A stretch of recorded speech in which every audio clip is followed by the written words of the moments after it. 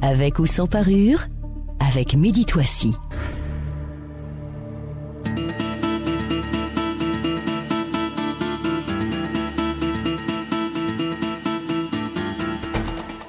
Bonjour et bienvenue amis auditeurs dans Avec ou sans parure, votre émission de débat d'idées sur Lux Radio. Vous nous écoutez à Casablanca sur le 99.2, à Rabat le 105.4. Et vous le savez, vous pouvez aussi, amis auditeurs, interagir avec nous en direct sur notre application Android et iOS. Je lirai vos commentaires et questions en direct sur notre antenne durant le débat. Entre le Maroc et l'Algérie, rien ne va plus depuis les déclarations du chef de la diplomatie algérienne. Abdelkader Mzahel accusait donc les banques marocaines notamment de blanchiment d'argent, de la drogue. Une énième provocation, loin d'être condamnée par l'État algérien, ce qui bien sûr ne fait qu'envenimer la situation déjà compliquée avec nos voisins. Déclaration de Mzahel quand l'élite algérienne essaie de faire diversion, c'est l'intitulé de ce débat. Et voici les invités qui ont accepté d'y participer. Tout d'abord Aziz Saïdi, vous êtes rédacteur en chef de la Tribune Afrique. Vous êtes aussi l'ancien directeur exécutif de la Fédération marocaine de l'information, des télécommunications et de l'offshoring. Vous êtes diplômé en ingénierie financière. Aziz Saïdi, bonjour. Bonjour et bonjour à vous et merci pour l'invitation. C'est moi qui vous remercie d'être venu également dans le tour de table. Rachid Lahlou, ancien ambassadeur. Vous êtes un ancien conseiller puis représentant adjoint près de la mission du Maroc à l'ONU. Vous étiez également chef de la division ONU et organisation internationale au ministère des Affaires étrangères. Vous avez par ailleurs élaboré et présenté la résolution qui a hissé l'arabe au niveau de 6e langue de tous les organes de l'ONU. Rachid Lahlou, bonjour et merci d'être avec nous aujourd'hui. Merci pour l'invitation. Également dans le tour de table, Omar Benjeloun, avocat universitaire. Vous êtes docteur en droit international du développement de l'université de Nice, Sophia Antipolis, et vous préparez un deuxième doctorat en sciences politiques à Sciences Po, Aix-en-Provence. Bienvenue, Omar Benjeloun. Merci, Simon. Et enfin avec nous, Abdelkader Bendahan, ancien directeur des affaires africaines au ministère des Affaires étrangères et de la coopération. Vous avez occupé plusieurs postes de responsabilité. Vous étiez conseiller du ministre des Affaires étrangères ou encore conseiller au secrétariat général de l'Union du Maghreb arabe. Vous étiez également directeur des études et de la coordination sectorielle au sein du ministère des Affaires étrangères. Abdelkader Bendahan, bonjour et merci également d'être avec nous dans ce tour de table. Bonjour à tous vos auditeurs. Tout de suite, messieurs, l'édito préparé par la rédaction. Et bien sûr, on se retrouve juste après pour vos réactions. Les relations diplomatiques entre le Maroc et l'Algérie sont au plus bas. En cause, des propos du chef de la diplomatie algérienne accusant les banques marocaines de blanchir l'argent du hashish en Afrique à travers les grands projets d'investissement lancés dans le continent. La compagnie marocaine de transport aérien est par ailleurs accusée de transporter, je cite, autre chose que des passagers. Des propos tenus à Alger lors de l'université d'été du Forum des chefs d'entreprise. Rabat a immédiatement réagi en rappelant son ambassadeur à Alger pour consultation. Les réactions d'indignation s'enchaînent depuis. Les propos du ministre algérien jugés gravissimes, mensongères et totalement irresponsables. Un niveau d'irresponsabilité, je cite le ministère des Affaires étrangères, sans aucun précédent dans l'histoire des relations bilatérales. Le groupement professionnel des banques du Maroc menaçant même le ministre algérien de poursuites judiciaires. Une tension de plus, mais est-ce la tension de trop dans des relations à peine cordiales entre Rabat et Alger ? Nous en débattrons. Il faut dire que l'offensive économique et diplomatique qu'opère le Maroc depuis peu en Afrique passe mal chez le voisin algérien. Par ailleurs, le retour en grande pompe du Maroc au sein de l'Union africaine, après 30 ans d'absence, a fini d'achever toutes les tentatives de manipulation menées par Alger dans les coulisses. Car si elles peuvent avoir l'air d'une malheureuse sortie accidentelle, les déclarations du chef de la diplomatie algérienne sont bien plus que cela, partie d'une stratégie diffamatoire et de dénigrement en place depuis bien des années, comme une manière de faire diversion sur des problèmes politiques, économiques, sociaux et une grave crise d'une démocratie qui avance à reculons en Algérie. Une manière aussi de remettre en doute la force des relations diplomatiques et de partenariats stratégiques entre le Maroc et ses alliés, et cela dans divers domaines, aussi bien économiques que d'ordre sécuritaire.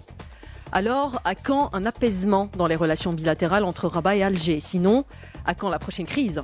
Quel impact des propos, comme ceux tenus par le ministre algérien des Affaires étrangères, peuvent-ils avoir sur les relations entre le Maroc et ses partenaires africains ? Quelle place est celle du Maroc dans le continent ? Et y a-t-il réellement un leadership continental à disputer avec le voisin algérien ? C'est le débat que nous ouvrons avec nos invités cet après-midi dans Avec ou sans parure. Avec ou sans parure. Le débat est ouvert. Omar Benjeloun, je rappelle que vous êtes avocat et universitaire. Première réaction à l'édito. Première réaction à l'édito, c'est d'abord de te remercier de me donner la parole en premier à chaque fois que vous avez la gentillesse de m'inviter. Un édito effectivement très encadrant de ce qui vient de se passer, de la parole du ministre des Affaires étrangères algérien. Je pense que celui qui est plus lésé, atteint par les propos du ministre algérien, c'est l'Algérie elle-même, de par le fait qu'un porte-parole de la diplomatie algérienne n'a jamais été aussi inscrit dans une espèce de médiocrité et d'externalisation des antagonismes et des contradictions intérieures que l'a été le ministre nommé Si El Msahel. Maintenant, bien sûr, toutes les considérations qui ont été évoquées par l'édito sont vraies.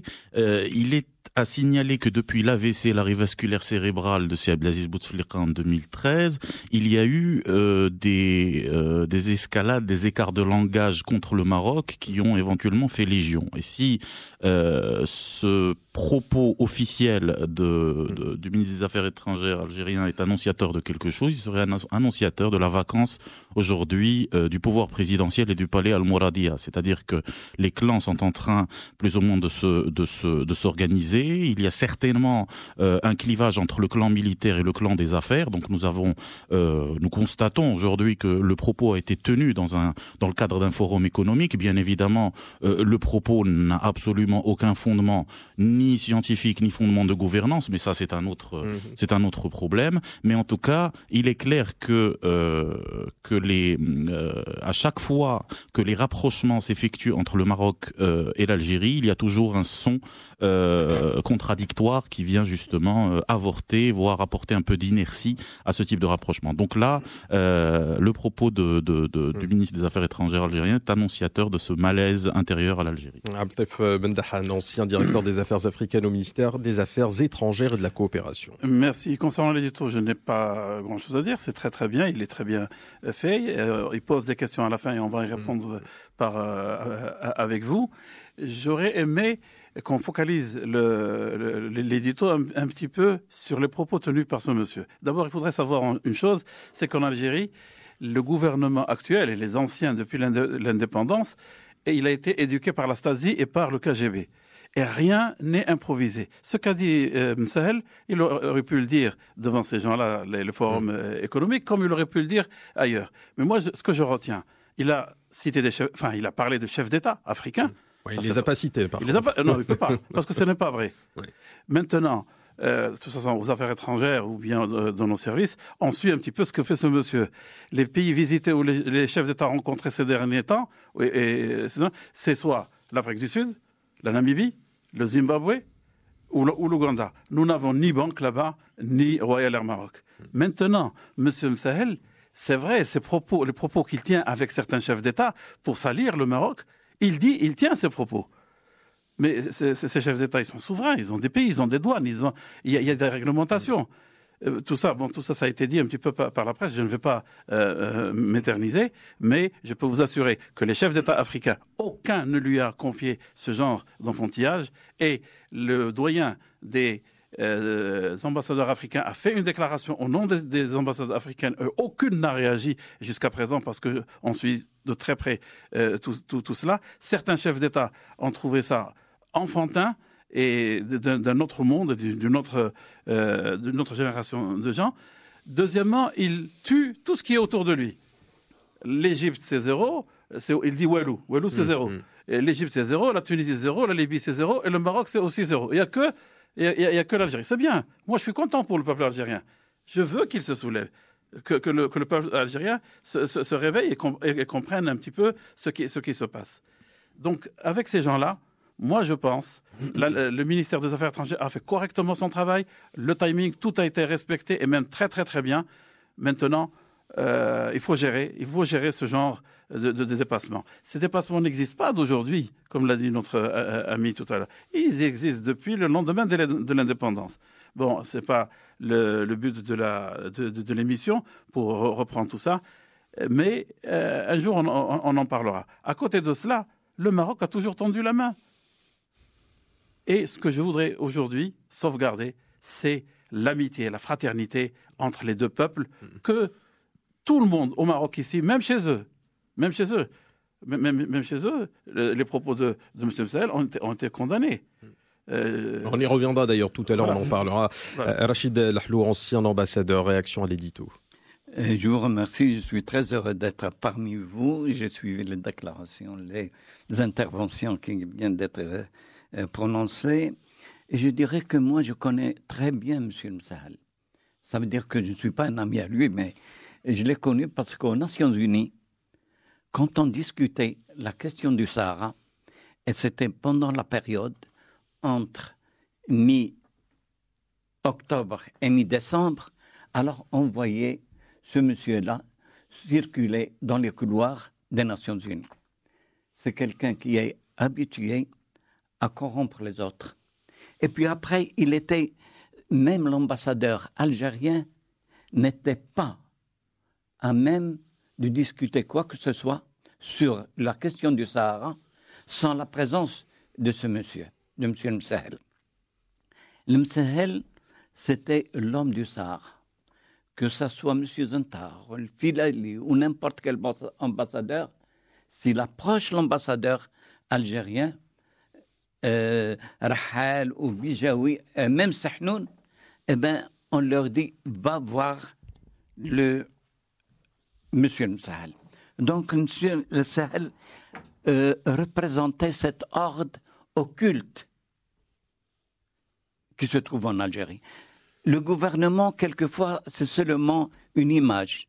Mais derrière le gouvernement, il y avait une minorité, une horde qui discutait de tout, qui décidait de tout. Alors c'est pour cela, monsieur, et naturellement, il faut bien dire que l'Algérie a des diplomates vraiment bien.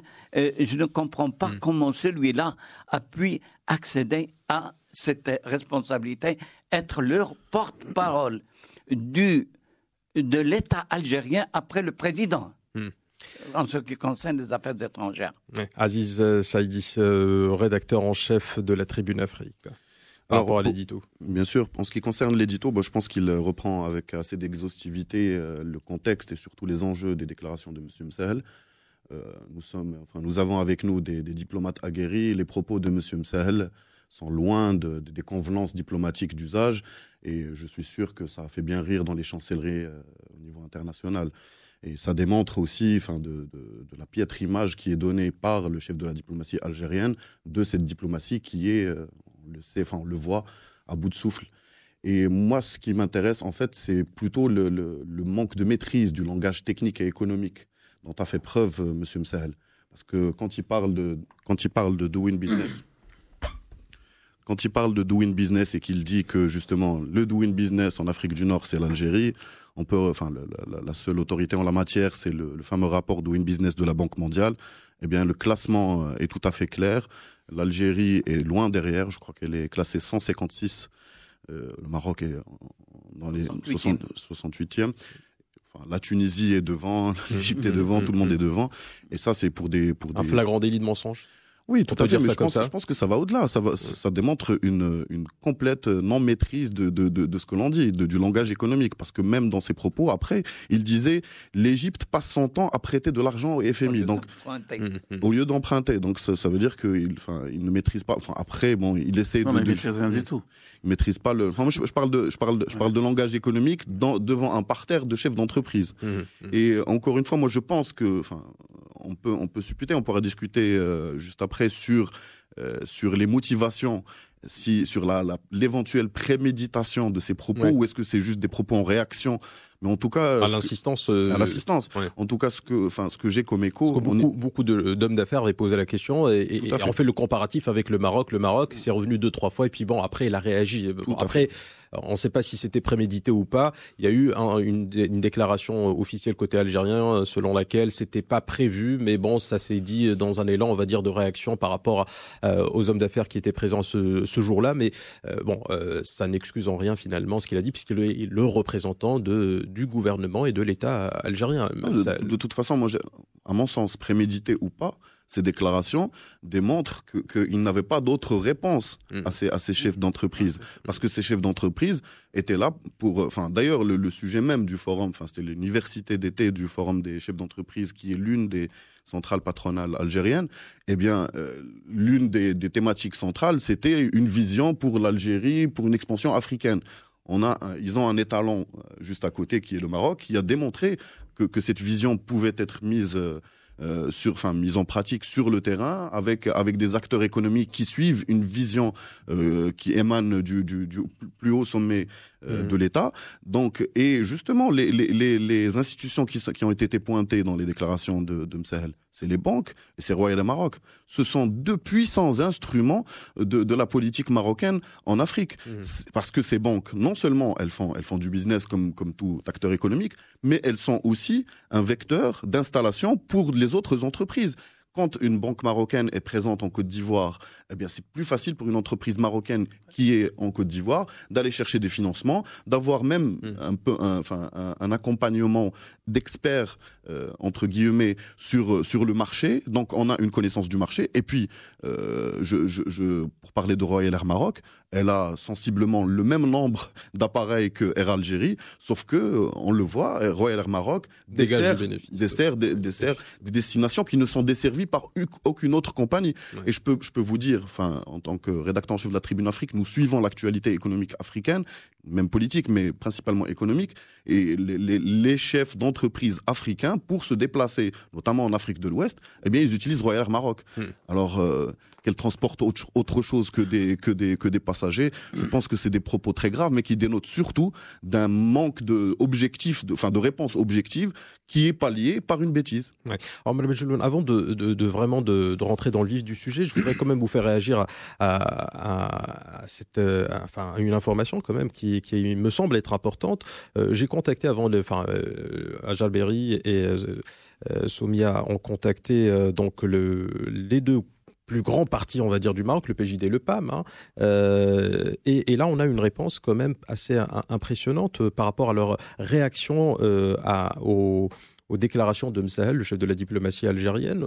On pensait qu'ils avaient effectivement émis un communiqué officiel pour justement désapprouver. Et là, on se retrouve face à Souleymane Omrani, secrétaire général adjoint du PJD, qui nous dit que le secrétariat général du parti ne s'est pas encore réuni pour émettre une position. En revanche, on l'a fait à travers le groupe parlementaire. Khalid Adnoun du PAM nous dit on n'a pas émis de communiqué. Est-ce que, pour vous, ça ne dénote pas quelque part d'un déphasage par rapport à la réalité des choses et par rapport surtout à comment on aimerait peut-être dans ce pays avoir une classe politique un peu plus, j'allais dire, réactive, tout simplement? Est-ce que ça ne pose pas un problème d'avoir deux grands partis qui ne réagissent pas officiellement à travers un communiqué? D'autres l'ont fait. Je pense par exemple au PPS qui l'a fait, je pense au mouvement populaire également qui l'a fait, mais les deux plus grands partis du Maroc ne se sont pas positionnés sur ça d'une manière très claire à travers un communiqué. Si vous me laissez un peu le temps de répondre à cette question d'une profondeur puissante, PJD et PAM, ce sont les plus grands partis du Maroc d'un point de vue électoral. Et l'élection ne fait pas la politique et ne fait pas la légitimité. Celles et ceux qui auront éventuellement dans la scène politique la légitimité de parler de la question maroco-algérienne, ce sont les représentants partisans du mouvement national et du mouvement ittihadi. Et à partir de là, il est normal, je trouve personnellement normal, issu moi-même de l'école ittihadiyya, que le PJD ou le PAM ne sont pas formés à réagir à ce type de problématique sur le chaud. Et cela me permet de revenir sur une autre question par rapport au ministre des Affaires étrangères. Si cette personne, justement, était éduquée dans les valeurs du mouvement national, aussi bien en Algérie, en Tunisie qu'au Maroc, il n'aurait pas pu tenir ses propos. Quand c'est Abdelrahman Yousfi rend hommage à Ahmed Ben Mella au théâtre Mohamed V, quand il se déplace à Alger pour enterrer le Hussein Ahmed, n'est-ce pas? Quand Sid Ahmed Rouzali ou bien l'Khdar Ibrahimi viennent au Maroc pour rendre hommage à Al-Mahdi Ben Barka, c'est cela l'amitié maroco-algérienne. Mais quand on a justement ce genre de responsables venus de nulle part, occupant des fonctions, l'ambassadeur Lhlo parle justement de ces acteurs occultes porte cette mauvaise graine qui chasse la bonne finalement pour empêcher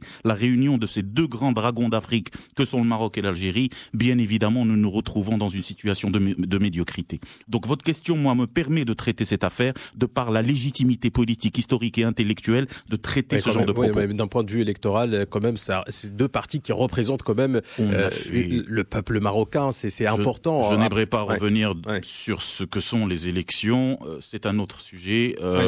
Je préfère... Donc pour vous, c'est normal que ces deux partis ne réagissent pas? C'est logique. C'est logique. Ça ne m'indigne pas. Si le parti de l'Istiqlal, l'USFP, la Fédération de la gauche démocratique, le PPS, éventuellement n'avait pas réagi, cela m'aurait étonné. Parce que tout de même, au-delà des critiques intérieures, politiques, économiques, des alliances, on en avait parlé en marge de l'émission, peuvent être formulées à leur encontre, mais sur les questions primordiales de la nation marocaine, bien évidemment, ce sont ces éléments qui ont été présents, parce que ce sont ces éléments qui ont amené sous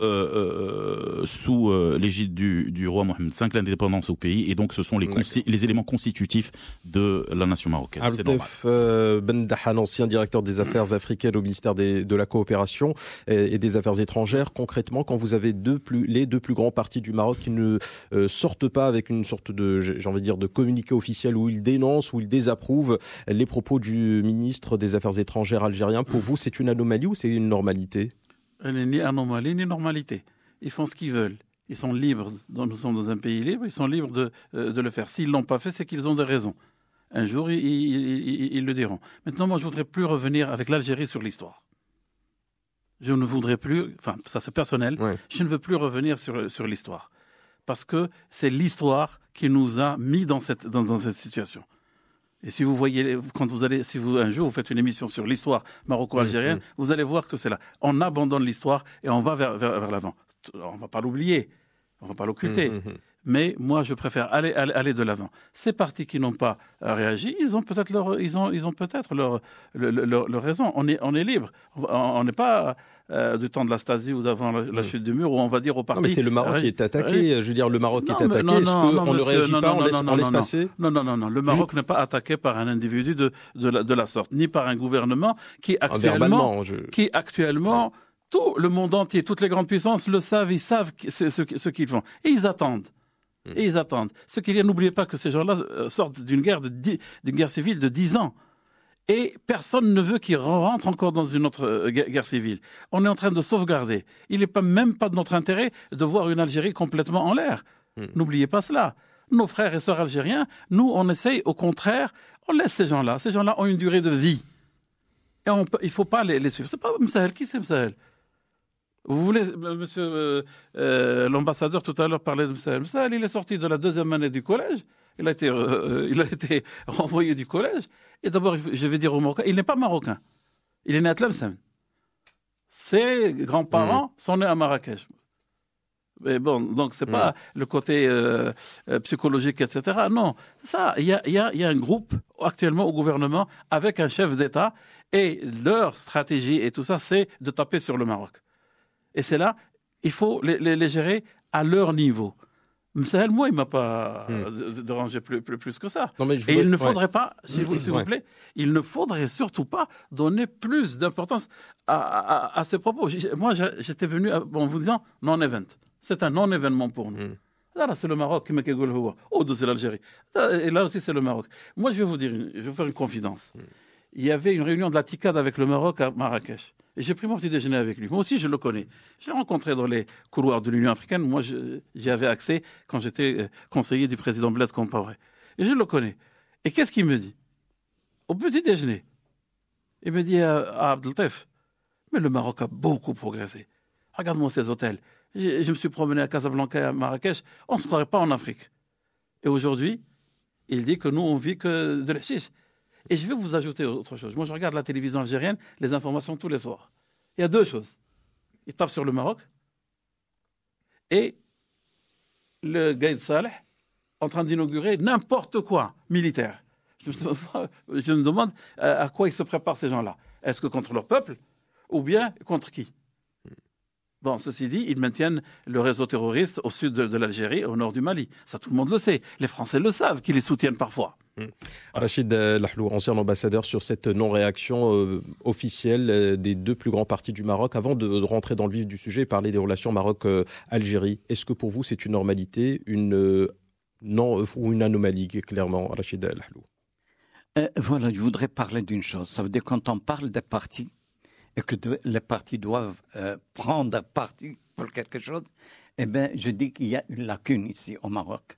C'est la diplomatie parallèle. La diplomatie parallèle, c'est quoi? C'est des associations qui exercent la diplomatie, mais qui sont reconnues par les Nations Unies, comme ONG. Et pour être reconnues, il y a des conditions. Conditions, premièrement, la pérennité, et deuxièmement, c'est qu'ils ne doivent pas recevoir des deniers contribuables. Et troisièmement, ils doivent se conformer aux règles imposées par les Nations Unies.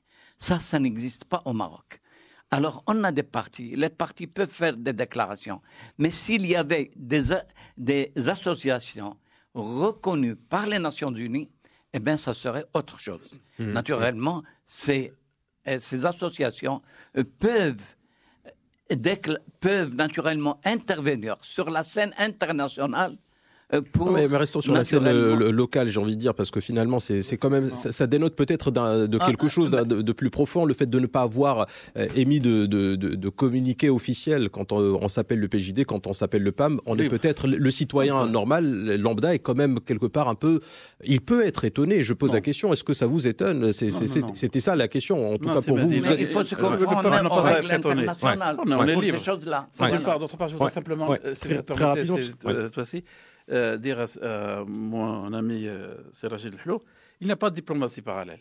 Qui dit diplomatie parallèle au sens mathématique du terme, c'est-à-dire qu'ils ne se rejoignent pas. Il y a une seule diplomatie, c'est la diplomatie du ministère des Affaires étrangères. Très bien. Quant à l'autre, s'il vous plaît, quant à l'autre diplomatie des ONG, des partis, du Parlement, tout ça, c'est une diplomatie complémentaire lorsque le ministère des Affaires étrangères la sollicite. Très bien, Saïd Saïdi, rédacteur en chef de la. Alors, il existe des associations. Non, seulement une petite minute. C'est-à-dire que quand il y a cette question de Sahara et que des associations comme la Kennedy Foundation attaquent le Maroc, eh bien, la diplomatie officielle répond favorablement aux démarches de cette association. Mais vous n'allez pas me faire un débat dans le débat. Ça existe. Je ne vais pas vous laisser. Vous n'allez pas me faire un débat dans le débat, s'il vous plaît. S'il vous plaît. C'est tout. S'il vous plaît. Très bien. Alors, on aura compris le point de vue. On aura compris vos points de vue respectifs. Aziz Saïdi, rédacteur en chef de la Tribune Afrique, sur cette question d'absence de communiqué officiel. On a contacté le PAM, on a contacté le PJD. Ils nous disent on a réagi, mais à travers le groupe parlementaire. Et puis le PAM, on n'a pas encore réagi d'une manière officielle à cette provocation algérienne. D'autres partis l'ont fait, notamment le PPS et d'autres que j'ai cités tout à l'heure. Concrètement, est-ce que vous, autant que citoyen marocain, est-ce que ça vous étonne ou est-ce que vous trouvez que c'est pas ça qu'on s'attend lorsqu'on traite avec les deux plus grands partis du Maroc? Ça ne m'étonne pas et j'irai même plus loin et ça n'engage que moi. Je pense que, comme le disait Sib Tahan, chacun est libre de ses positions. Mais plus que ça, en fait, je n'ai pas envie qu'à Alger, on nous impose à nous, dans un sorte de geste pavlovien, de sortir régulièrement pour monter au créneau et dire ah bah le système algérien. Moi, je pense que la meilleure réaction, c'est la réaction du ministère des Affaires étrangères, des institutions concernées, c'est-à-dire du GPBM et la RAM. Le reste, chacun est libre de faire ce qu'il veut. Maintenant, dans la réflexion au sein des partis, dans ce qui devrait être le travail interne d'un parti, c'est une donne avec laquelle il faut faire. S'il y a une commission diplomatique au sein du parti, il faut qu'elle travaille sur ça pour pouvoir afficher une position du parti, mais pas forcément selon l'agenda imposé par Alger. Moi, j'ai envie de dire même, il faut qu'on fasse très attention aux réactions parfois qui peuvent être puériles même de notre part. C'est-à-dire qu'il ne faut pas jouer leur jeu. Il ne faut pas aller en dénigrant un personnage même s'il y a des raisons objectives pour le faire, il faut pas s'abaisser à ça. Je pense qu'il faut, de toute façon, comme je vous l'ai dit tout à l'heure, ces déclarations dénotent d'une faiblesse de la position algérienne sur cette question de la politique africaine de l'Algérie. Nous, on est en position de force. Je pense qu'il faut faire les choses dans la règle de l'art. Il faut faire les choses en étant convaincu de ce qu'on fait, en affichant plutôt nos acquis et en affichant ce qu'on a, les achievements qu'on a fait, plutôt qu'en allant vers une guerre très bien. de cours d'école. Abdeltaïf Bendahan, ancien directeur des affaires africaines au ministère des Affaires étrangères et de la coopération. Le 21 octobre, le Maroc rappelait donc Lassane Abdelkhadr, son ambassadeur à Alger, pour consultation, après donc les déclarations du ministre algérien des Affaires étrangères. Est-ce que c'est la première fois sous le règne de Mohamed VI, en tout cas, que la provocation algérienne est allée aussi loin? Non, comme je l'ai dit tout à l'heure, ça existe depuis le lendemain. Non, mais à ce point de dire, de parler de hashish de manière officielle et d'imputer la responsabilité, et d'engager la responsabilité du Maroc et de l'Oréal Maroc et des banques marocaines. Je pense qu'ils ont été un petit peu, il a été un petit peu loin. C'est la première fois que ça arrive. Où il affronte, il confronte le Maroc de plein fouet comme ça. Mais c'est parce que ils sont vraiment très très très gênés. Mais c'est machiavélique. La question, c'est de savoir justement pourquoi est-ce que cette fois on est allé aussi loin, parce que si véritablement il y a des indices, il y a des indices. Écoutez, vous suivez très bien ce que nous faisons en Afrique. D'abord ça, deuxièmement, on a intégré l'Union africaine. Troisièmement, on va intégrer la CEDEAO. Et tout ça les gêne et ça les excite. Quatrièmement, il y a la tournée de l'envoyé spécial. Donc il faut qu'il fasse un peu de cinéma. Maintenant, est-ce qu'il a dit ça parce qu'il savait qu'ils allaient lui poser ces questions? Parce il y a aussi un élément conjoncturel qui est l'organisation d'un événement sur le blanchiment à Alger où il voulait préparer un peu. Exactement. Donc, moi, je vous dis, ce genre d'action, plus on va dans le temps, plus leur gouvernement s'affaiblit, a des problèmes. Lui qui parle de l'Algérie comme un pays extraordinaire, son Premier ministre, il y a 10 jours, il a dit « Ra-l-moussou salladam ». Et c'est مسهل. Il est الموسو salladam عندك أنا رمضان في الهبرة ومزوع في الشحمة chez moi. Donc, moi, et je pense que je crois qu'il ne faut pas trop donner, comme a dit notre camarade, il ne faut pas trop donner trop d'importance à ce... En revanche, il faut réfléchir dès aujourd'hui à l'avenir avec le peuple algérien, à l'avenir avec une Algérie forte. Mais avec le peuple algérien, me semble-t-il, il n'y a pas de problème. Il n'y a pas de... Mais attention, ce genre de déclaration machiavélique, je m'unis avec vous, je trouve un ennemi. Ça, c'est pas bon. Et ça, c'est la Stasi. Ça, c'est bon, c'est d'une autre ère. Omar Ouejelloun, avocat universitaire, vous pensez qu'il arrivera ce jour où le Maroc et l'Algérie pourront se réconcilier d'une manière officielle, ou est-ce qu'on est condamné à rester dans ce genre de dispute qui finalement dure depuis maintenant presque 60 ans? Hier, une anecdote plus ou moins triste. Hier, on a enterré Ahmed Ajar, ancien président du Conseil national de la résistance, alias Saïd Bouneilat. Son nom de guerre était Saïd Bouneilat. C'est quelqu'un qui avait ramené en zone marocaine le Houari Boumdien sur son épaule car il était blessé. N'est-ce pas? Cette histoire-là, c'est une anecdote, c'est un exemple. Bien évidemment, ce sont des dizaines de milliers d'exemples qui ont fait de la lutte du fait résistant quelque chose de commun, qui ont créé le même peuple. La frontière, c'est une frontière coloniale. N'est-ce pas? Maintenant, aujourd'hui, ce n'est pas la guerre froide, mais la concurrence froide entre l'Algérie et le Maroc. C'est quelque chose de désuet, de totalement dépassé. La conscience marocaine, depuis le règne de Mohamed VI, qui a enlevé le visa, qui s'est rendu à Alger, etc., beaucoup d'indicateurs relèvent d'une maturité diplomatique certaine. De la part des Algériens, dans les rencontres parallèles, les conférences internationales, l'internationale socialiste, l'Union internationale des avocats, nous avons notre congrès à Toronto aujourd'hui, les travaux démarrent demain, etc. Il y a cette prise de conscience même des acteurs officiels algériens que cette réconciliation doit se faire. Mais malheureusement, il y a certaines poches de résistance à ce type de rapprochement qui entravent et qui avortent ce dégel et puis cette réconciliation entre deux grands pays que sont le Maroc et l'Algérie. Quelles sont les problématiques du futur ? D'abord, la question du Sahel, l'Algérie. Nous avons effectivement, comme a dit notre collègue, nous avons besoin d'une Algérie forte. Nous n'avons pas besoin de déstabiliser l'Algérie.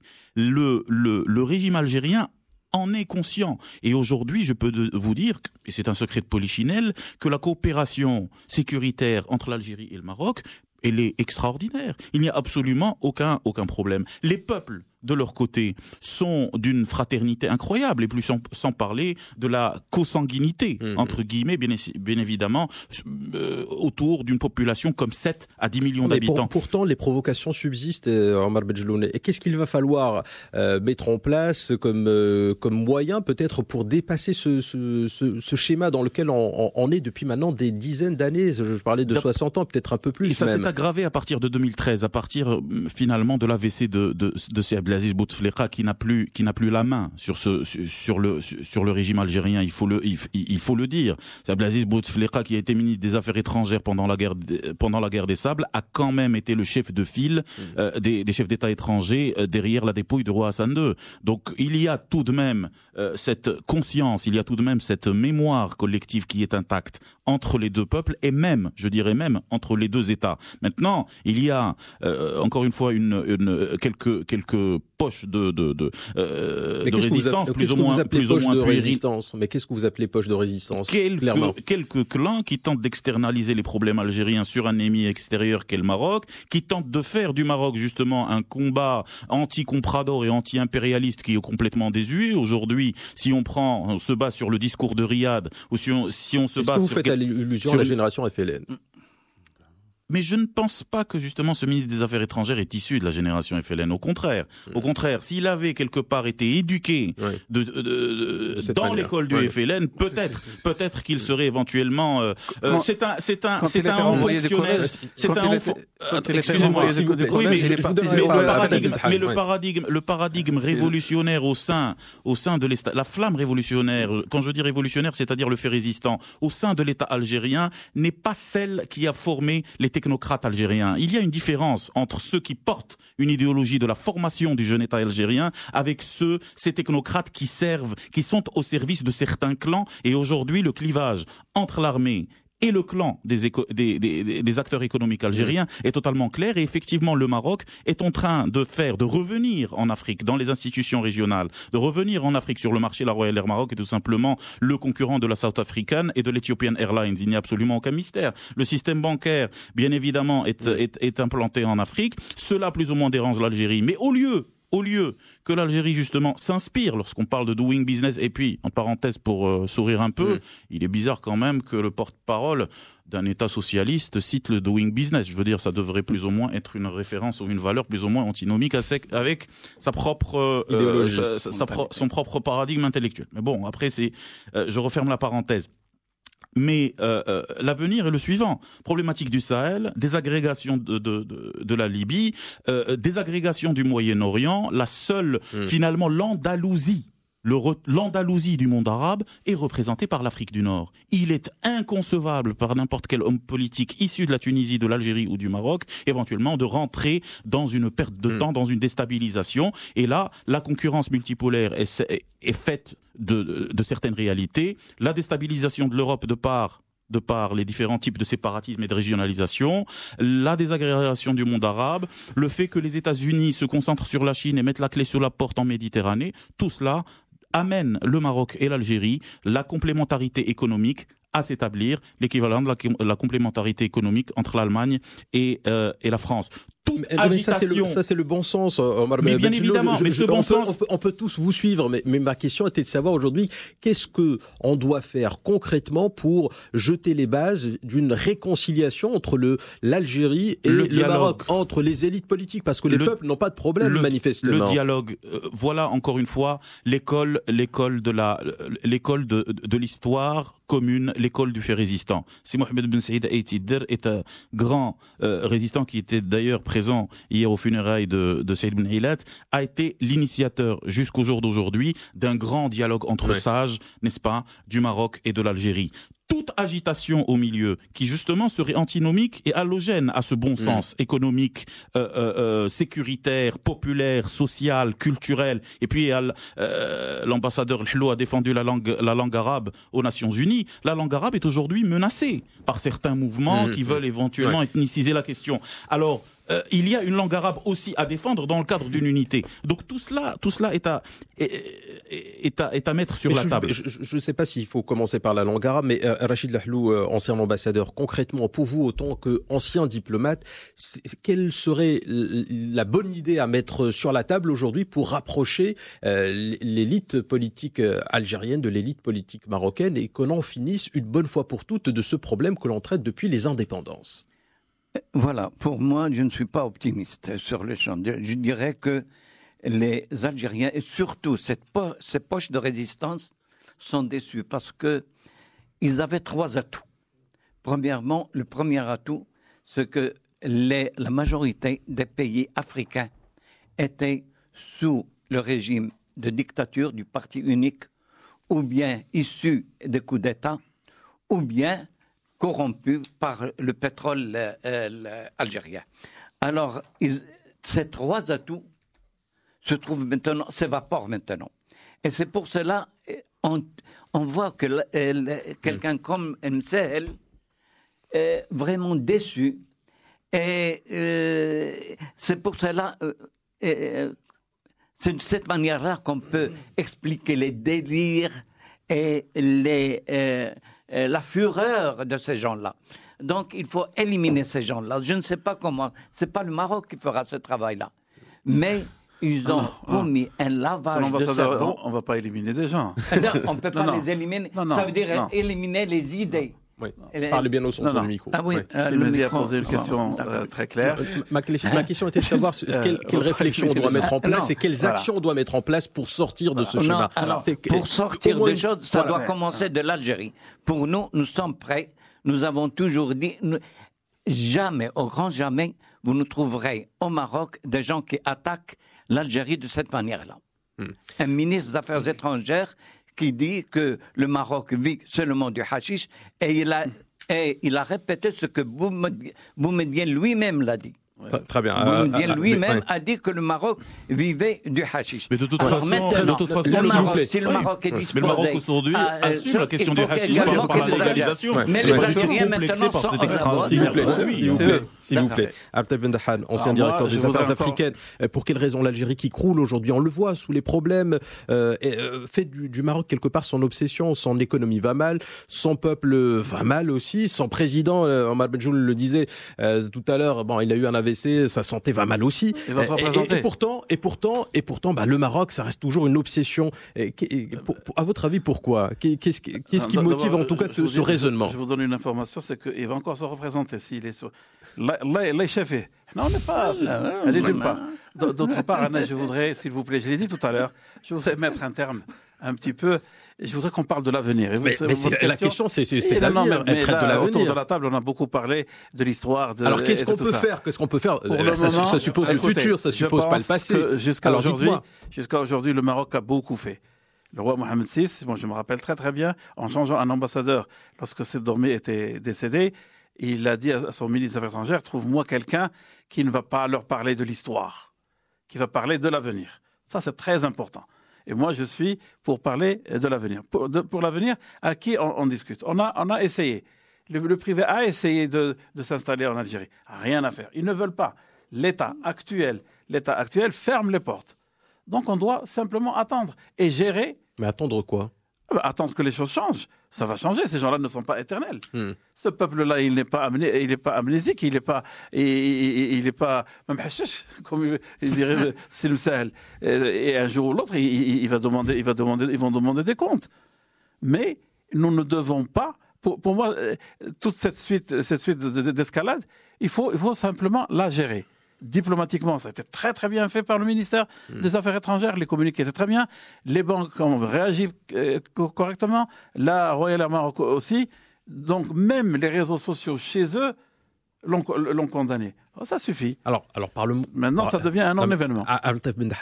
C'est la question, toujours pas de réponse, elle est suspendue. La réponse, je l'ai posée 2-3 fois. Mais je vous dis, on a essayé. Donc pour vous, le Maroc n'a plus rien d'autre à faire si ce n'est le fait d'attendre. Ben oui, parce qu'avec... Non, attendez, quand vous voulez, on est à deux. De l'autre côté, il n'y a pas de réponse. Il n'y a pas de réponse. Vous estimez qu'on a fait tout ce qu'il fallait faire. Un ministre, un jour, fraîchement nommé, dit à la plus haute autorité, je vais aller en Algérie pour arranger les choses. Ouais. Et là, je vous souhaite du courage. Ouais. Je vous souhaite du courage. C'est là la messe est dite. Ouais. Aziz Saïdi, rédacteur en chef de la Tribune Afrique. Est-ce que pour vous le Maroc a tout fait et que on se retrouve aujourd'hui dans un schéma où la meilleure chose à faire c'est d'attendre? Est-ce que vous êtes d'accord avec ce que vient d'avancer Abdelteb Bendahan? Attendre peut-être, mais pas attendre de manière passive. Je pense que la meilleure chose c'est d'avancer ses pions au sens objectif du terme, qui est celui de la vision africaine. Et je pense que là, c'est préparer le terrain, même pour cette nouvelle Algérie qui un jour viendra. Elle trouvera qu'on aura avancé et on lui dira. C'est pas ce que j'ai dit. J'ai pas dit de rester les mains croisées. Je suis désolé. J'ai pas dit de rester les mains croisées. Je n'ai pas dit que vous l'avez dit. Avec l'Algérie, aujourd'hui, il faut que j'ai des interlocuteurs. Je n'ai pas dit que vous l'avez dit. On leur a tendu la main. Le roi est parti chez eux. Il leur a même dit, écoutez, à partir d'aujourd'hui, on va parler que des relations bilatérales. Si vous voulez bien, laissez-moi juste terminer mon idée. Peut-être qu'on se rejoindra.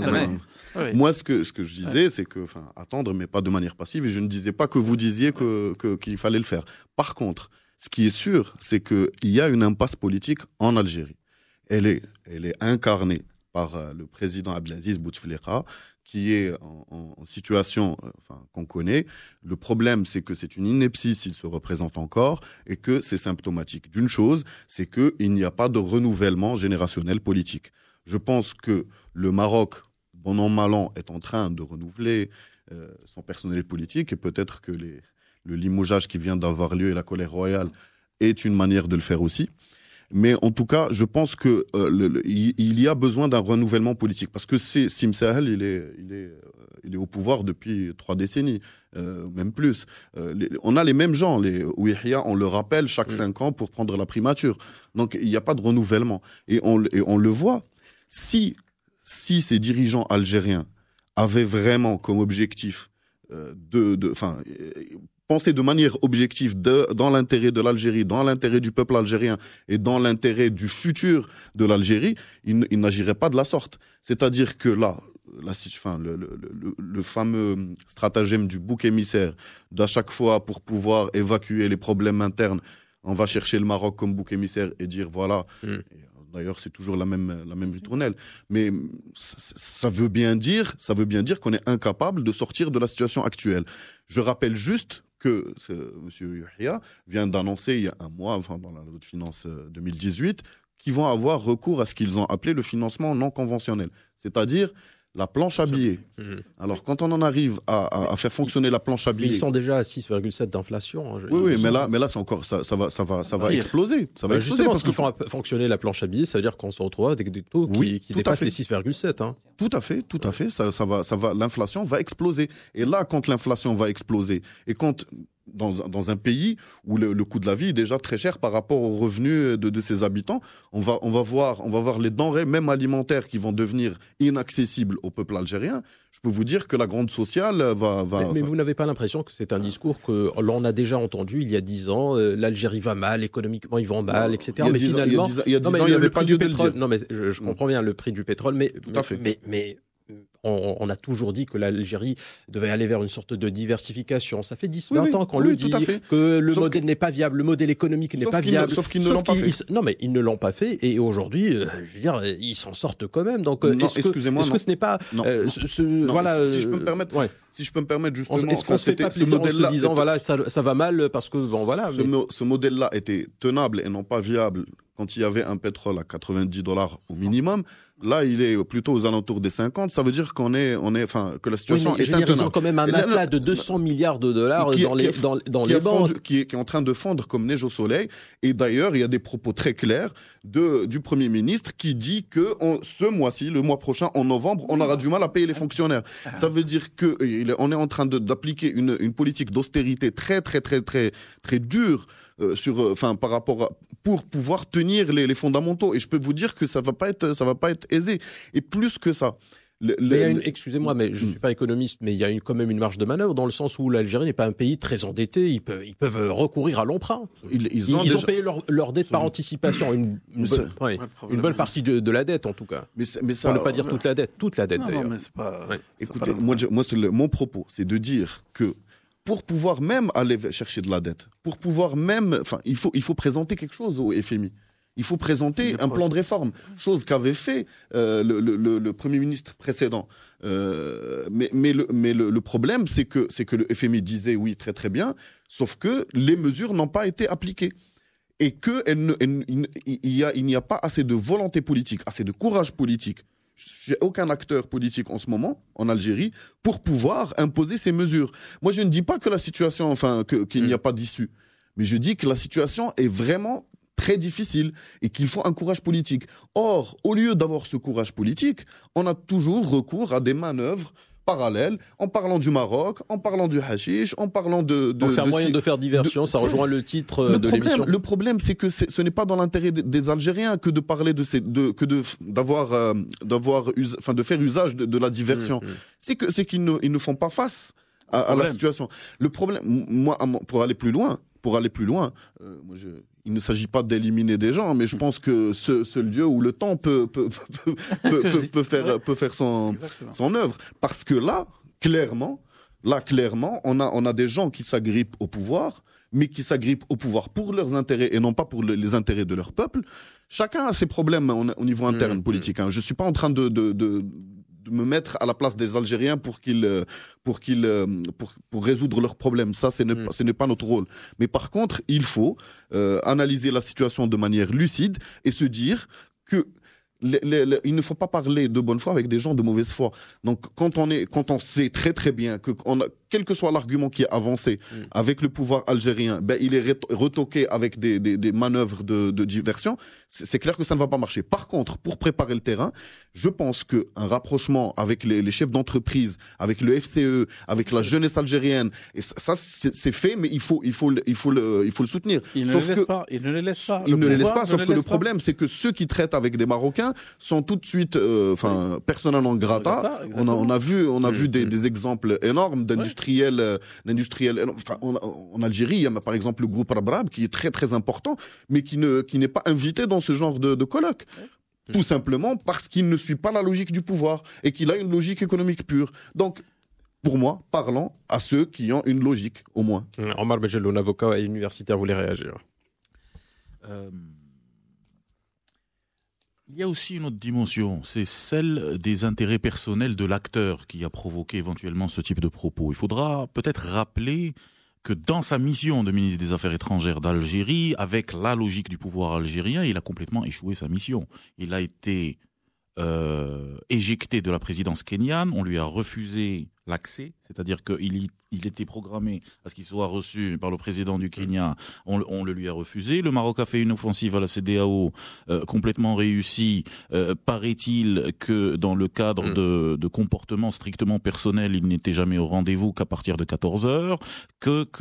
Et donc, quelque part, il y a une espèce de focalisation sur justement le mismanagement de cet acteur, et il y aurait éventuellement une espèce de tentative d'éjection. Aujourd'hui, aujourd'hui, pour justement marquer son algérianisation, il fallait saisir l'occasion d'une tribune, notamment une tribune entre SARL algérienne, pour taper sur le Maroc. C'est lui accorder une grande intelligence. Mais si vous le bien évidemment. on va pas s'attarder sur un monsieur. Non, mais je cite l'acteur pour. Je cite l'acteur. Si vous permettez, je cite l'acteur pour éventuellement ne pas trop le prendre au sérieux, comme vous avez dit tout à l'heure. C'est-à-dire que finalement, tout cela peut ne pas être d'une grande organisation. Je veux bien qu'on ne le prenne pas au sérieux. Vous l'avez tous dit pratiquement autour de ces tables, mais il représente néanmoins quand même l'État algérien qui, lui, s'est montré relativement solidaire. Et donc, du coup, on a un problème avec l'Algérie, on n'a plus un problème juste avec son ministre des Affaires étrangères. J'ai donné une interview hier à Orient Le Jour, le magazine libanais. Ils ont croisé avec des acteurs officiels algériens qui ne sont pas forcément solidaires du propos du ministre. Et donc, quelque part, le gouvernement devait peut-être se désolidariser. Or, il ne l'a pas fait, il n'a pas condamné. Bien sûr. Alors, il y a un son à l'intérieur de l'establishment algérien qui voudrait bien se saisir de cette affaire pour s'en débarrasser. Oui. Pas pour l'éliminer, mais éventuellement pour s'en débarrasser. Je ne suis pas forcément d'avis partiellement avec l'ambassadeur Bentehan sur la question de l'histoire. Je crois que si nous ne savons pas d'où nous venons, on ne saura pas forcément où est-ce qu'on va, surtout qu'il faudra peut-être capitaliser sur ce qu'il a dit, c'est qu'on a tellement ressassé l'histoire qu'à un moment donné, il faut passer à autre chose. Il y a une différence entre l'histoire et le passé. C'est-à-dire que là, nous sommes dans une dynamique active, positive, par rapport à la question historique qui nous unit. C'est-à-dire que c'est une plateforme sur laquelle on peut capitaliser pour avancer ensemble sur les enjeux d'aujourd'hui, sur le multipolarisme, sur l'union des territoires, sur l'ouverture des territoires. Aujourd'hui, il y a aussi effectivement, comme a dit notre collègue observateur des questions africaines, il y a des hommes d'affaires qui sont plus ou moins des électrons libres, notamment le fameux homme d'affaires qui se présente à la présidence algérienne, issu de l'émigration et qui vient d'être agressé dans les artères parisiennes. On ne sait pas éventuellement pourquoi.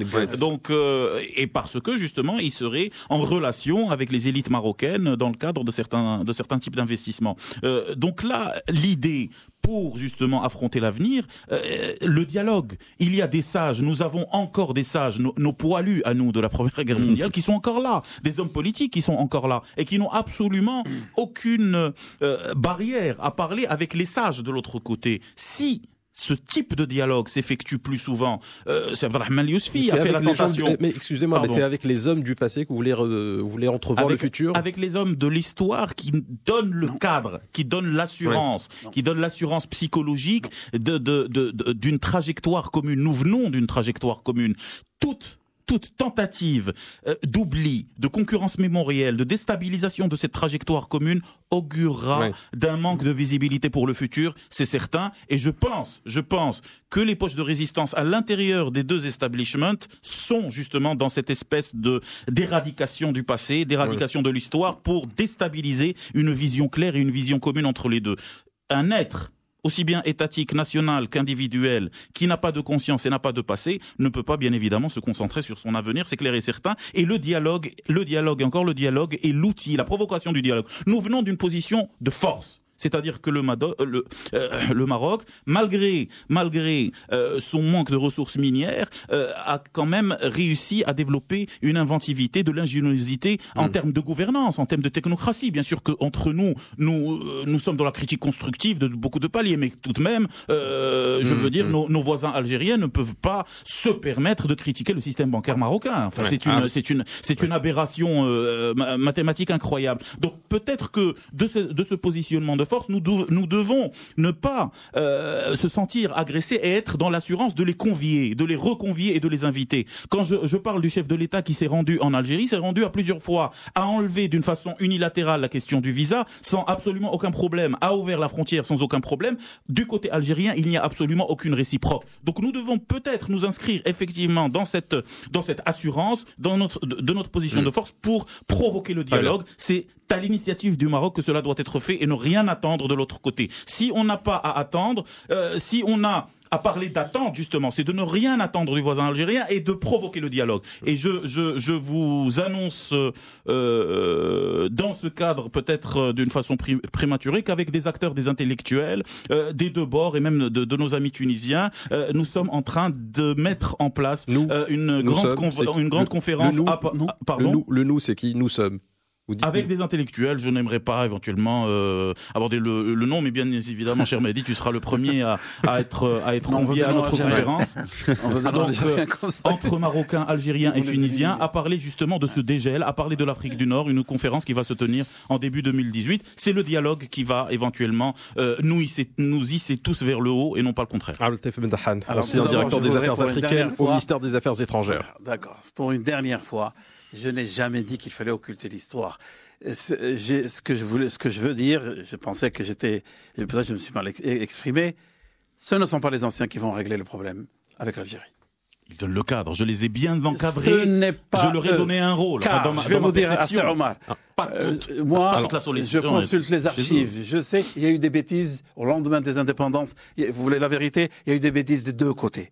Bien sûr. Ah mais bien sûr. Il y a eu des bêtises des deux côtés. Eh bien, ces bêtises, les gens qui les ont faites, je ne veux plus les voir autour de la table. Je veux voir des gens nouveaux. Ça fait plaisir de voir un diplomate le dire. Des gens comme vous, des gens comme lui, plus comme nous. Nous aussi, on est des has-beens maintenant. Mais des jeunes qui parlent de l'avenir. On a quelque chose de commun avec les Algériens. À côté de ça, quand j'ai dit attendre, moi, j'ai pas inventé la poudre. Je regarde un autre pays, une puissance. Comment elle traite l'Algérie aujourd'hui? La France. À chaque fois qu'il y a un problème, vous avez même des communiqués algériens officiels contre la France. Ils ne leur répondent même pas. Je vais vous donner une information de très grande importance. Vous savez que le Quai d'Orsay, il a des chaînes de télévision et de radio. Ils leur disent, s'il vous plaît, sur l'Algérie, ne reprenez que ce que la radio officielle algérienne dit. Donc si ces gens-là, on n'est pas plus intelligents qu'eux. S'ils savaient qu'ils allaient affaire à des gens matures... Ils ne sont pas plus que nous non plus. Oui, voilà, exactement. Je ne sais même pas si c'est un bon étalon de mesure, mais bon...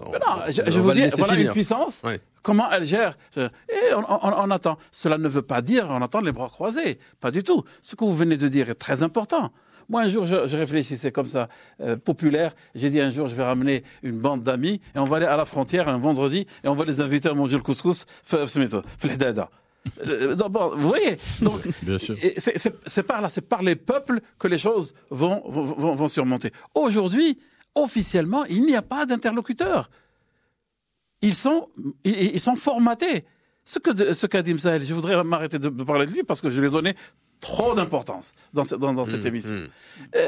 Il y a d'autres gens, il y a d'autres Algériens qui vous parlent, mais en aparté, et qui vous disent oui, vous avez raison, il faudrait qu'on revoie les choses, il faut que ceci, que cela. Mais à côté de ça, les grandes puissances qui peuvent leur dire bon, ça suffit maintenant. Arrêtez vos idioties.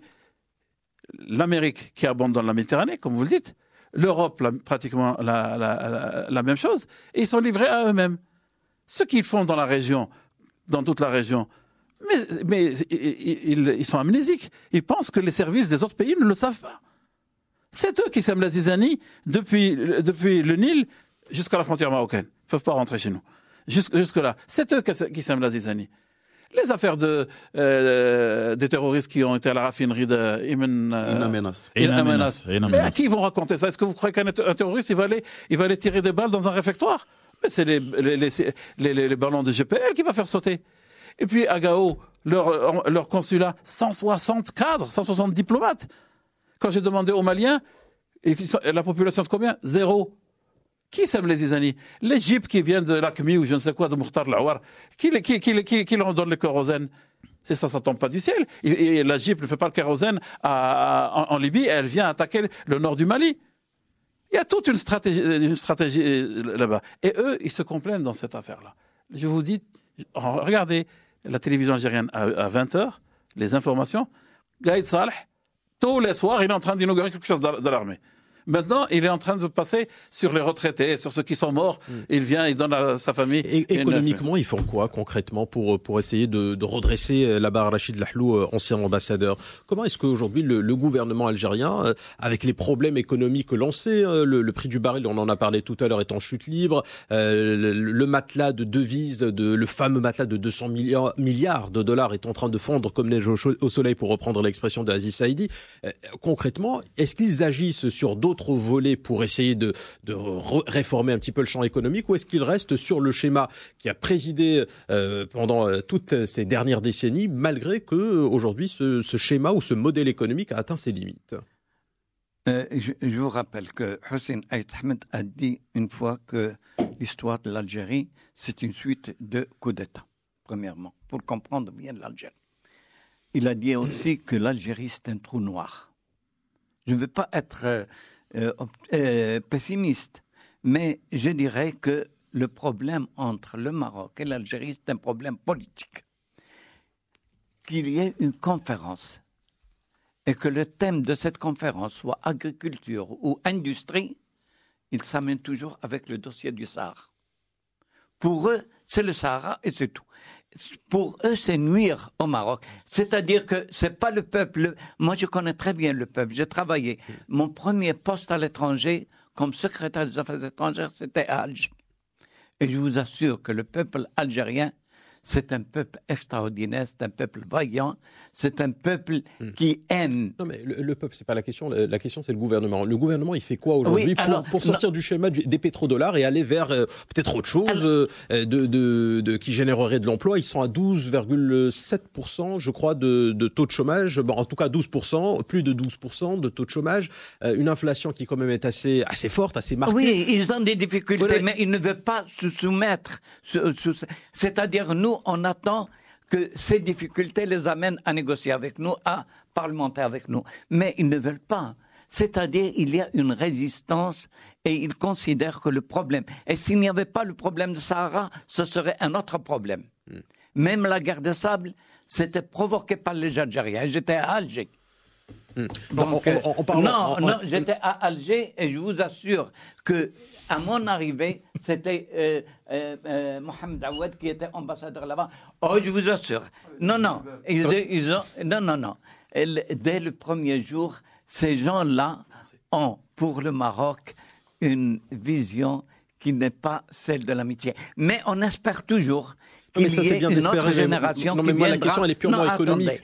Qui viendra pour comprendre que dans l'intérêt des peuples, il faut bien que ces problèmes, naturellement, Bien évidemment, ça tout le monde vous dira d'accord, mais Aziz Saïdi, rédacteur en chef de la Tribune Afrique, concrètement aujourd'hui, quand on voit le modèle économique algérien, quand on voit le prix du baril du pétrole qui chute, on se dit qu'il est peut-être temps de passer à autre chose, tant qu'ils ont encore les moyens de passer à autre chose. Les attendre à l'usure, c'est pas possible. Non, c'est pas la question. Aziz Saïdi, est-ce que la diversification, c'est possible encore aujourd'hui? Est-ce que l'ouverture vers l'Afrique, comme le fait le Maroc, c'est possible pour l'Algérie?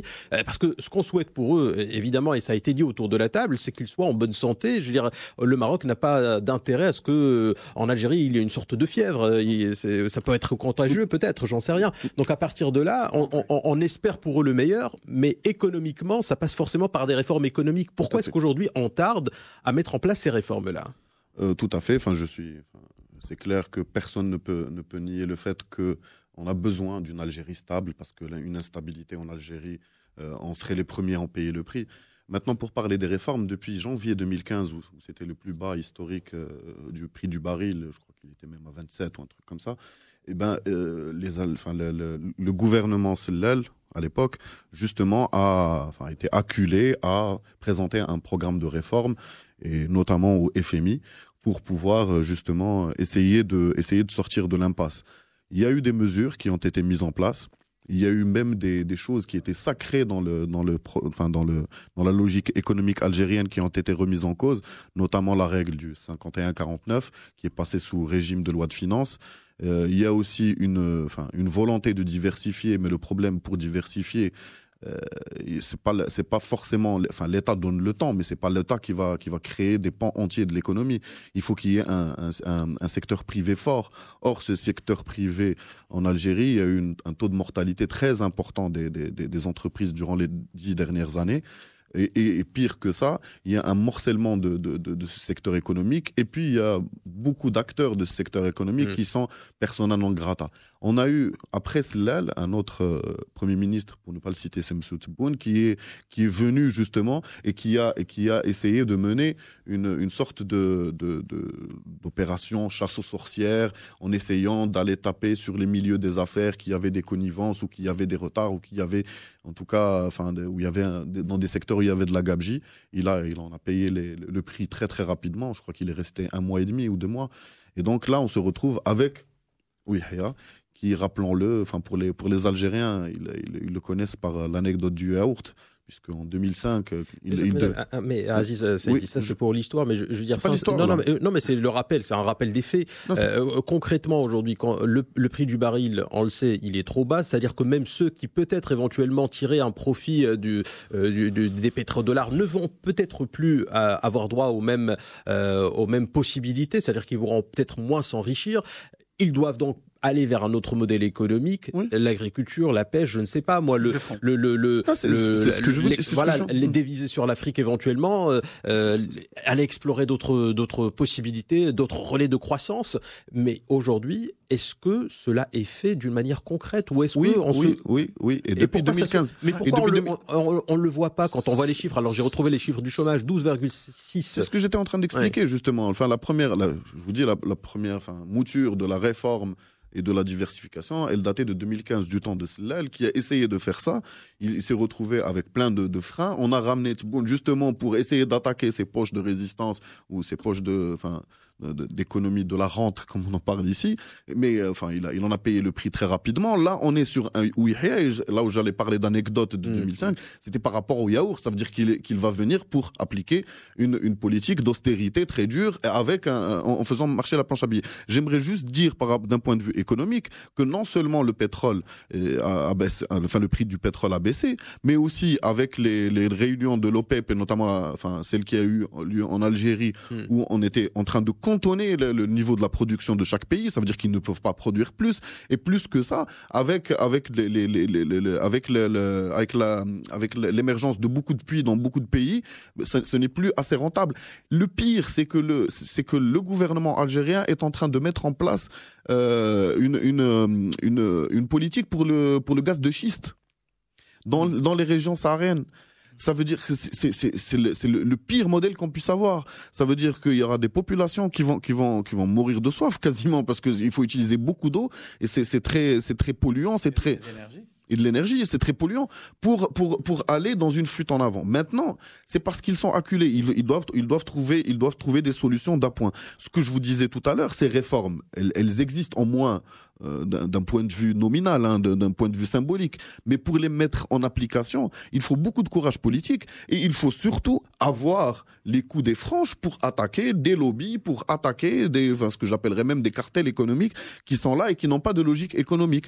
Le problème, il est là. Le problème, il est que le politique bloque l'économique en Algérie. Il n'y aura pas de réforme économique s'il n'y a pas de réforme politique. Et il n'y aura pas de réforme politique si on est toujours dans cette même situation avec les mêmes gens qui sont en train de défendre un précaré et qui n'ont de logique autre que celle de ce que je vous disais, c'est que le précaré dont vous parlez ne sera pas rentable puisqu'on pourra plus se reposer sur le... Pour l'Algérie. Non, même pour ces gens dont vous parlez. Dire qu'il est très rentable. 1000 milliards de dollars pendant 10 ans. 1000 milliards de dollars pendant 10 ans. C'est un chiffre qui est énorme, mais c'est un chiffre de l'argent qui est sorti de l'Algérie. Abdeltaïb Ben Dahal, vous êtes d'accord avec Aziz Saïdi, rédacteur en chef de la Tribune Afrique, sur cette question de modèle économique? Il m'a fait un clin d'œil. Oui, Ouais, c'est bien. Oui, c'est de l'amadouer. je suis d'accord avec lui. Je voudrais simplement apporter et dire il ne faudrait pas présenter quand même aujourd'hui l'Algérie comme un pays en faillite ou un truc comme ça. Il y a une mauvaise gestion du gouvernement, aussi bien des affaires politiques qu'économiques. Nous leur souhaitons, comme on l'a dit ici autour de cette table, que pour que le peuple, que les choses aillent mieux. Maintenant, ne croyez pas c'est des Playmobil, qu'ils ne font rien. Ils inaugurent des choses. Alors, les dollars, comme vous dites tout à l'heure, les dollars, ça va impliquer la planche à billets. Parce qu'il ne va pas donner les dollars aux commerçants à Alger. Ils l'ont déjà donné. Et aux chauffeurs de taxi et tout ça, quand il y avait la guerre civile. Mais là, maintenant, ils importent tout. Ils ont tout. Si vous vous promenez dans les marchés et tout ça, ils ont tout. Il n'y a pas un indice, il n'y a pas, si vous voulez, des éléments qui vont vous dire ils sont en faillite. Maintenant, ils sont conscients, je peux vous assurer. Parce que, écoutez, soyons sérieux. Ils sont omnibulés par le Maroc et tout ça, mais ils savent très très bien que le Maroc est un modèle. La plus belle raison, c'est que tous les soirs, moi je regarde les informations à 20h, puis à 21h chez nous. Et à 20h, tout ce que nous faisons, nous, 2 ou 3 jours avant, ils le font. Je vous dis, le roi a inauguré, il n'y a même pas 2 jours, le tronçon de Tramway. Eux aussi, ils ont été déposés une pierre pour prolonger le tronçon du tramway. Mais ça s'improvise pas. Hein. Il y a des études. Enfin, je veux non, dire, la télévision, le Maroc a construit la télévision, c'est pas comme ici. Quoique ici aussi, parfois, ça se fait. On n'avait qu'à voir les résultats des derniers limogeages.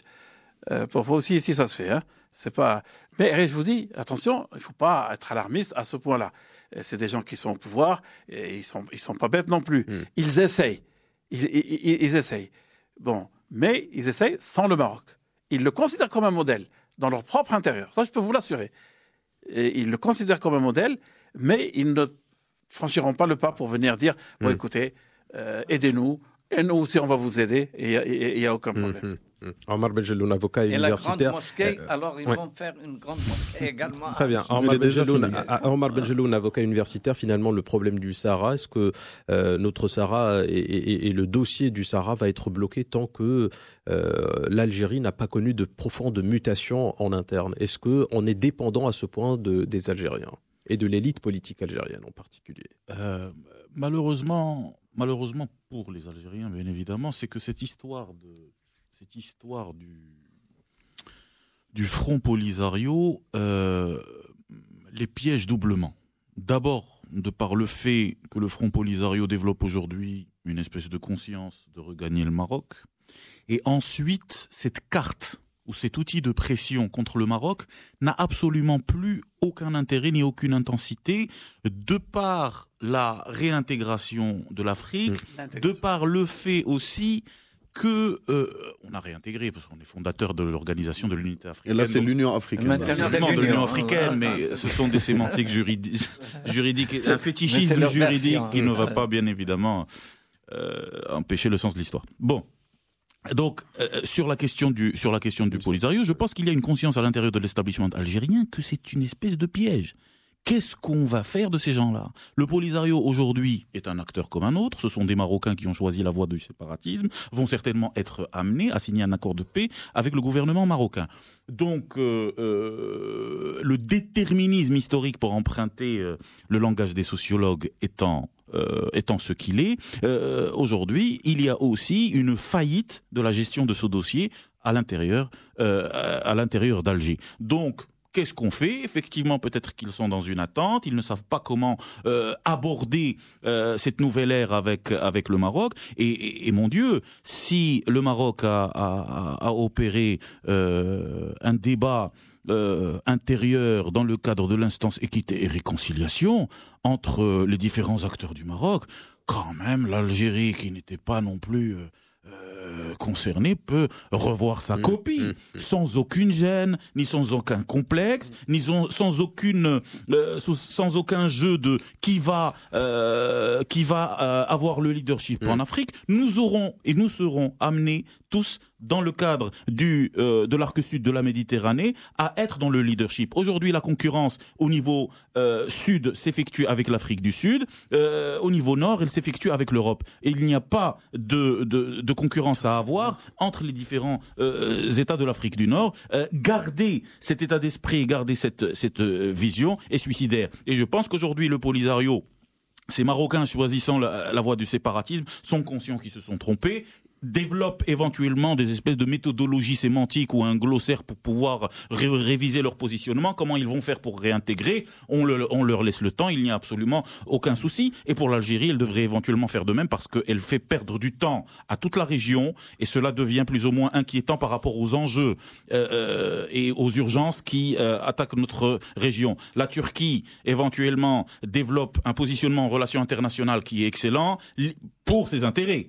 L'Iran, c'est exactement pareil. Nous n'avons pas à subir les hésitations diplomatiques et internationales de l'Arabie Saoudite. Nous sommes ce que nous sommes. Nous sommes l'Andalousie du monde arabe et nous devons éventuellement nous réconcilier et mettre de côté dans la résolution et dans le solutionnement les dossiers désuets, passés et gênants. Ben Dahan, ancien directeur des affaires africaines au ministère des Affaires étrangères et de la coopération sur cette question du Sahara. Aujourd'hui, point mort au niveau des discussions avec l'Algérie, suite justement, enfin peut-être pas point mort, mais en tout cas il y a une sorte de froid qui s'est jeté encore une fois entre le Maroc et l'Algérie suite aux déclarations du ministre algérien des Affaires étrangères. C'est parti encore pour durer, c'est-à-dire que tant qu'on n'aura pas l'Algérie qui tient cette main tendue du Maroc, qui la prend, on restera encore en train d'attendre longtemps avant de voir le Sahara et le dossier du Sahara résolu. Écoutez, l'Algérie, elle ne lâchera pas le morceau. Moi, je sais que les Algériens ont dit un jour, même si le Polisario venait à se mettre d'accord avec le Maroc, alors ils sont partie prenante à ce moment-là. Directement. Oui, directement.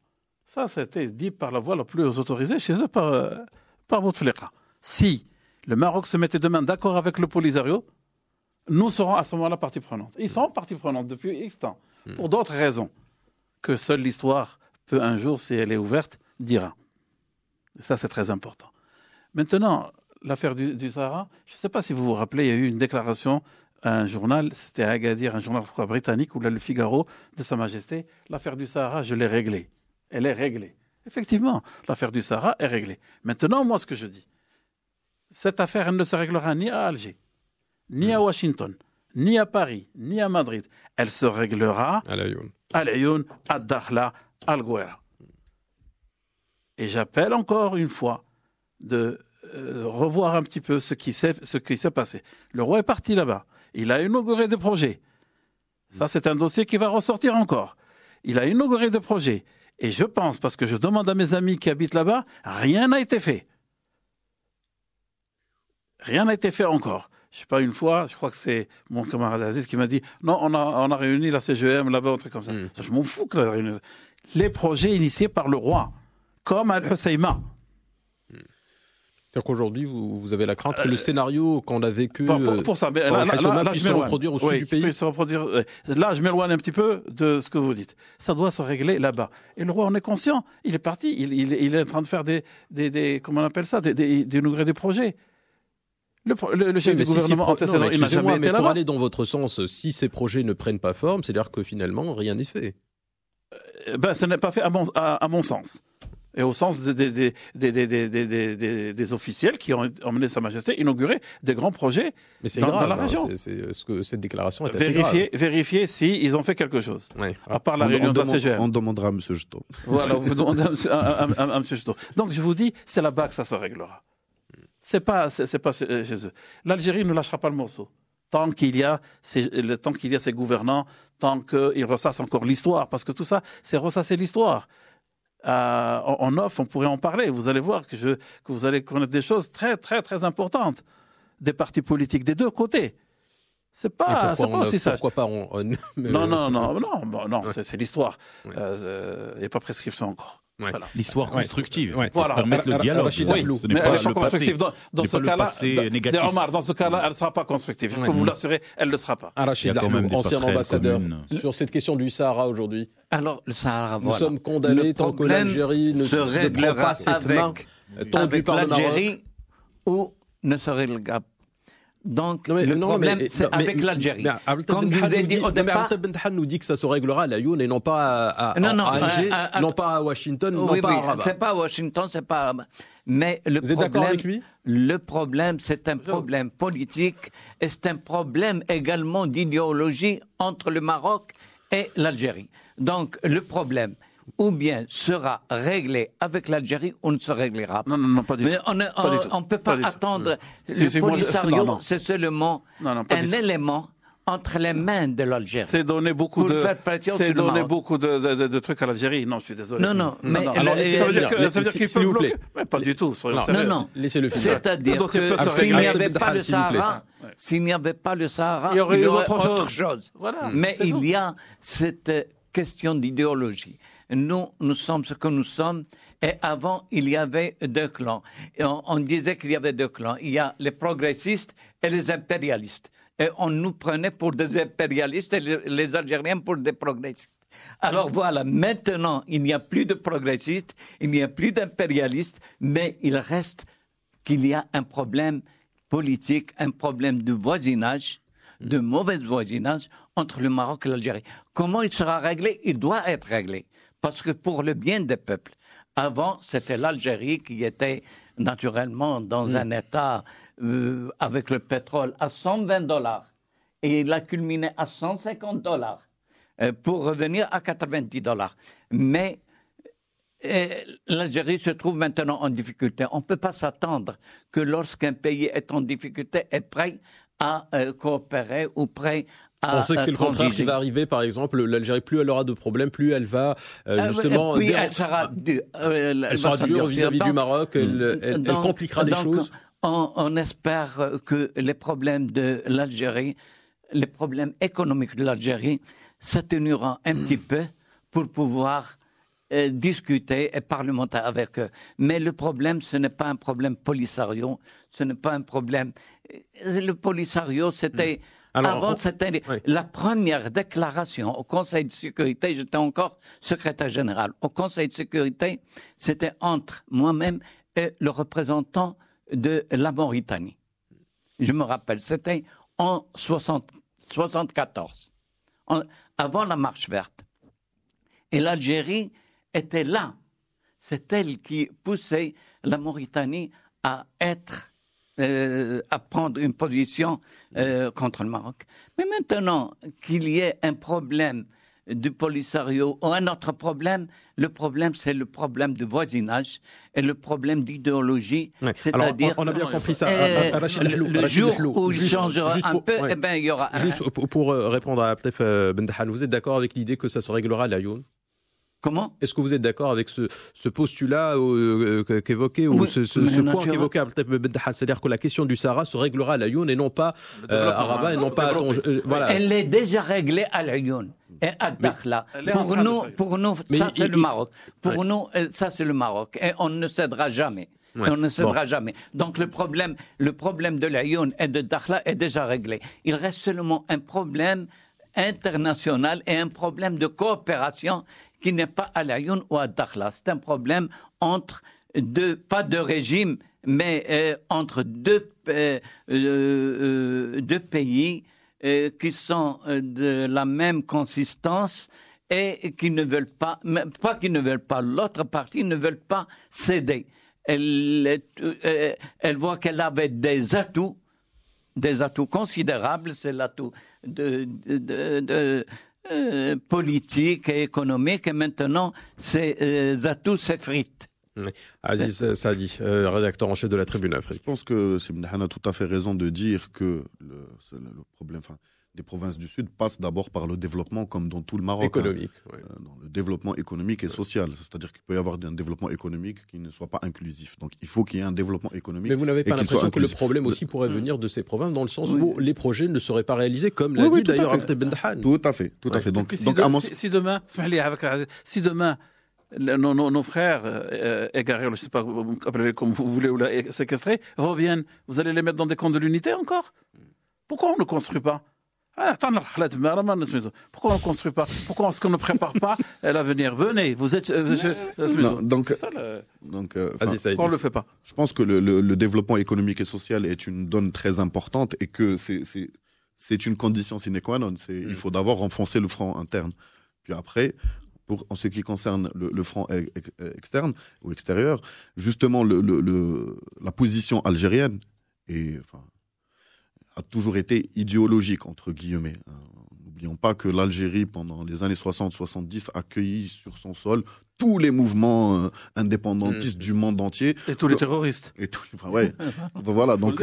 Il continue à... D'où il vient? Je continue juste... Je continue juste sur mon idée. C'est une manière pour la diplomatie algérienne et pour l'Algérie en elle-même d'exister sur l'échiquier international. Elle pense continuer à le faire jusqu'à maintenant, puisque M. Maduro, qui est en difficulté au Venezuela, est passé par Alger 2 fois dans les 3 derniers mois. Donc c'est une manière qui vient d'un autre temps et qui continue à persister et qui, pour le gouvernement algérien, est une manière d'exister sur l'échiquier international, de peser et tout ça. Alors, pour moi, je pense que les temps ont changé, que maintenant il faut changer de paradigme et qu'il faut aller vers plus de réel politique. Le Maroc l'a fait. Il l'a fait dans ces 2 dernières années parce qu'il a changé de paradigme. Avant, on ne voulait pas s'asseoir avec nos adversaires, les adversaires de notre cause nationale. Maintenant, on le fait. Avant, il était inimaginable que le roi se rende dans un pays qui ait une position hostile ou même neutre. Nous le faisons désormais. C'est-à-dire que nous sommes engagés dans une sorte de réel politique. Je pense que l'Algérie, quel que soit le temps que ça prendra, sera amené à adoucir ses positions et à aller vers plus de réel politique pour son intérêt propre. Alors vous parliez de réforme économique tout à l'heure ou de réforme politique. Je peux vous dire une chose très très très importante. Le fait d'ouvrir la frontière entre le Maroc et l'Algérie, les 2 pays gagneraient à l'instant même de l'ouverture 1 point de PIB. Et ça, c'est pas moi qui le dis, c'est des rapports de la Banque mondiale, des rapports de tous les instituts internationaux. Donc le bon sens voudrait que on s'engage dans une politique, dans une réelle politique, avec de la lucidité. Et surtout, il ne faut pas avoir la prétention de dire « Ah, ça y est, nous avons gagné, les Algériens vont capituler » ou les Algériens disent « Ah, ça y est, les Marocains ont perdu, donc machin ». Il faut se dire qu'on a eu des torts partagés, que pour l'avenir et pour les générations futures, il faut une Algérie forte et un Maroc fort, et il faut une vision commune pour l'Afrique. Omar Belgeloun, avocat universitaire, pour le mot de la fin, 15h29. Je rebondis sur la question du développement, du développement du territoire.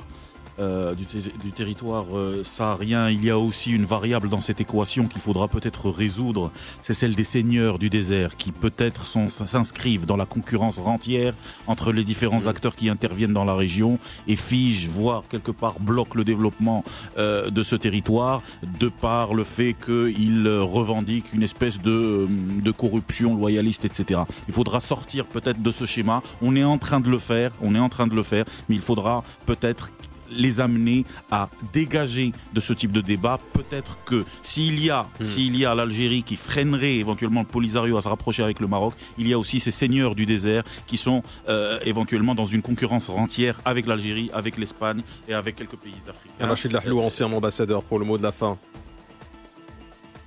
Pour votre dernier mot par rapport au dossier d'aujourd'hui ou au débat d'aujourd'hui, pardon. Le mot de la fin, Aziz Saïdi, rédacteur en chef de la Tribune Afrique. Le mot de la fin, je pense que c'est, pour revenir au sujet sur lequel on était parti, c'est ces fameuses déclarations. Ces déclarations, pour moi, elles sont indignes, elles sont représentatives d'un état de fait sur le pouvoir algérien actuel qui n'arrive pas, qui faute d'arguments logiques balance des inepties. Je pense qu'il gagnerait à s'inscrire dans une autre logique, comme je le disais tout de suite. De toute façon, le développement maintenant, il est sud-sud, il est dans une logique de gagnant-gagnant. Avec ou sans parure, avec Mehdi Touassi. Avec ou sans parure, avec Mehdi Touassi. Avec ou sans parure, avec Mehdi Touassi.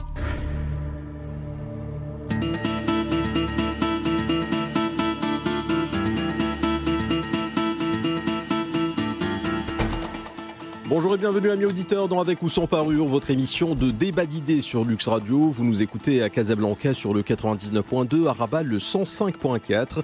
Et vous le savez, vous pouvez aussi amis auditeurs interagir avec nous en direct sur notre application Android et iOS. Je lirai vos commentaires et questions en direct sur notre antenne durant le débat. Entre le Maroc et l'Algérie, rien ne va plus depuis les déclarations du chef de la diplomatie algérienne. Abdelkader Mzahel accusait donc les banques marocaines notamment de blanchiment d'argent, de la drogue. Une énième provocation, loin d'être condamnée par l'État algérien, ce qui bien sûr ne fait qu'envenimer la situation déjà compliquée avec nos voisins. Déclaration de Mzahel quand l'élite algérienne essaie de faire diversion. Avec ou sans parure, avec Mehdi Touassi.